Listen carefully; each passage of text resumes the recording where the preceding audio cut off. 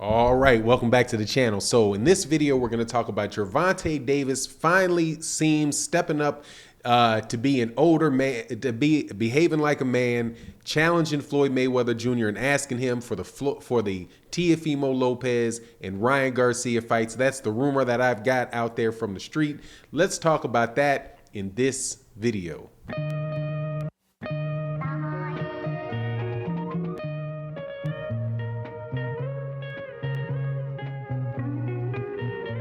All right, welcome back, welcome back. Before I get into the subject matter of the video, please make sure to subscribe to the channel if you're not already subscribed. Like the video, share the video. It'd be greatly appreciated. This is a video that I'm extremely happy to be doing because this is about Gervonta Davis. The rumors that hit me are that Gervonta Davis is really starting to step up and become like the leader in his career, and he has certain fights that he wants to have made for his legacy that he's asking for, and I absolutely think it is wonderful to do. So specifically what he said is that he wants to have a fight, this is the rumor, that he wants to have Ryan Garcia, Teofimo Lopez, and then Devin the Dream Haney.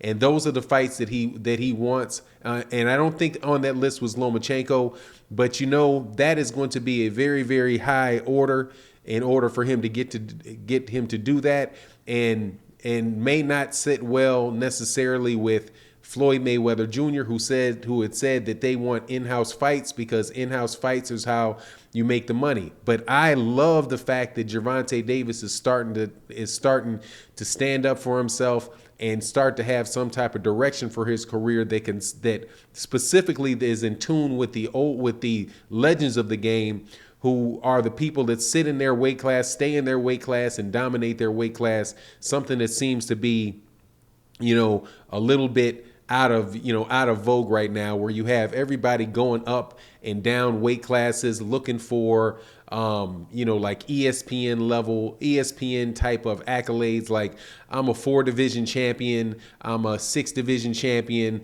I'm the first person to win championships in 3 divisions in 12.5 months, right? All those things. Like how ESPN always has some record in a basketball game where it's like the most points scored in the third quarter of game 6 of the NBA finals, or the most assists scored in 36 minutes of play, in under 36 minutes of play in the quarterfinals of the NCAA championship. Just some nonsense that nobody's ever done that before, but nobody was ever looking to do that type of stuff before.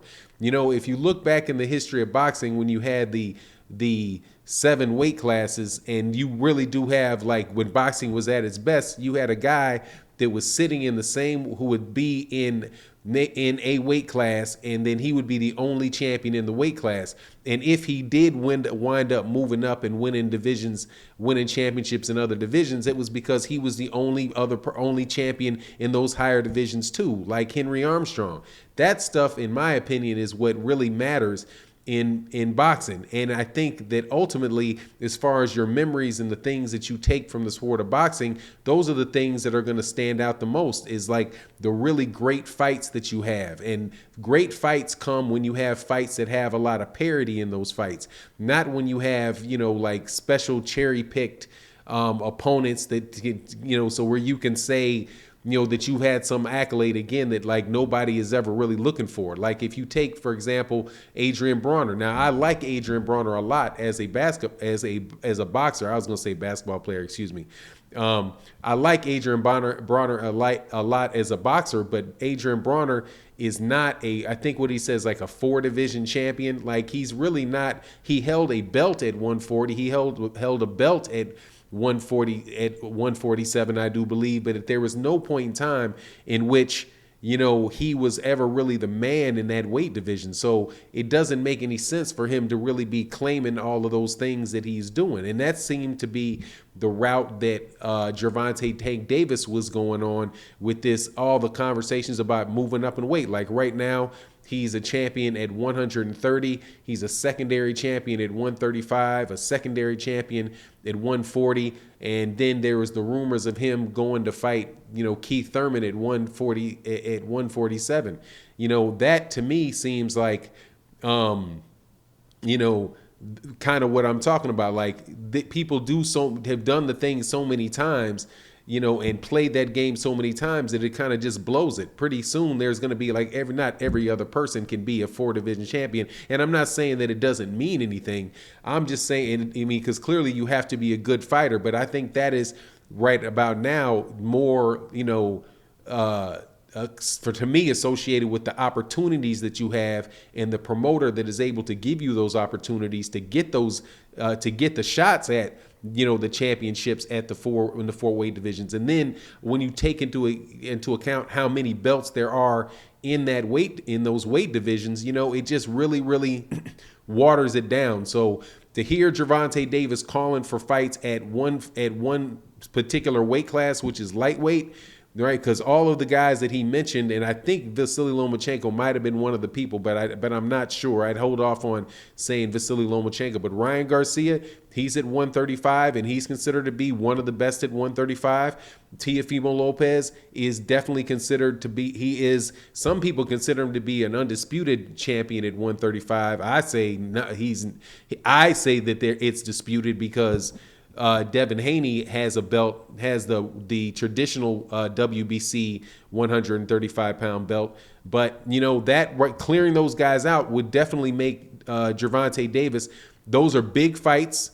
All of those are big fights, and those are big fights within the same weight division. Notice one person that he did leave off of that, which was Rolly Romero. And I think that actually that's a good thing, because I think Rolly Romero is probably the least important guy in that whole scenario, even though Rolly Romero referred to Devin Haney as the most insignificant. I like that fight structure if he's able to get it. Now the problem is going to be, are you going to be able to get Floyd Mayweather Jr. and Leonard Ellerbe on board with making the fights? Because you can want the fights, but you got to actually be able to get somebody to make the fights. Now, I think that this being, from my understanding, the first time that he's really starting to push and try to get what he wants, that, against, with Floyd Mayweather Jr. being somebody that seems to be pretty set in his ways, that he may run into those difficulties. And I hope that it doesn't mean, any type of break from between Gervonta Davis and Floyd Mayweather, because Floyd Mayweather is a big player in the PBC overall, and I wouldn't want to see the young man, start to have unnecessary, problems with his career. I know that there had been, some back and forth between Gervonta Davis and Floyd Mayweather Jr. in the past, but if they could follow what this, I think in this incident, they need to follow the young man's lead, make these fights. And that would be terrific for Gervonta's career, because Gervonta absolutely has the ability to win those fights, and it's like 3 really solid fights that people would like to see. The Ryan Garcia fight would probably be the one that would be the easiest for him, but the Teofimo Lopez would be the most significant. That's my opinion. Anyway, you let me know what you think in the comment section, and with that, I'm out. Peace.